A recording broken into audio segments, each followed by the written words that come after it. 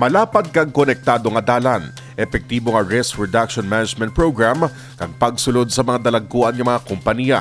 Inyang pilalang sa mga rason kung nga ginapananaw ang syudad sang Iloilo nga mangin innovation hub sa mabot nga 2030.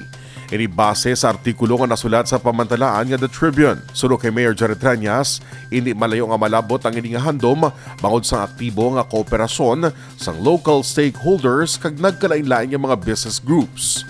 May pandemya man, nagpadayon ang pagtrabaho ilabi na sa Business Process Outsource o kon BPO. May mga expansion pa kag bag-o bukas ka mga office buildings.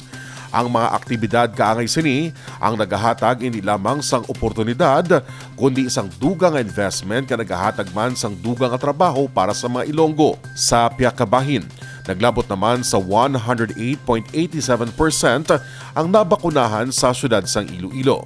Sulod kay Mayor Jared Trias, ini ang solusyon para sa mas madasig nga pagbangon sa pandemya, bangod sang proteksyon sa komunidad kag sa tagsa ka pamilya.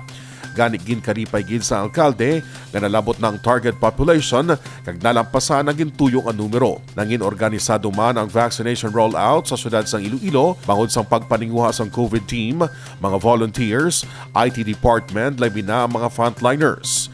Para kay Mayor Jared Trias, dako ang nabulig sang kooperasyon sang tanan kag wala pa matapos sa ginaubrang inisyatibo bangod nagapadayon pang vaccination, partikular ang paghatag sang booster kag ang pagbakuna para sa mga kabataan.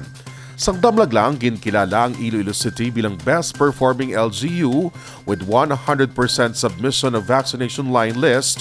Bangod sini, masobra na sa 1 milyon ka dose ang COVID-19 vaccine ang na-administer sang lokal nga panguluhan sang Iloilo.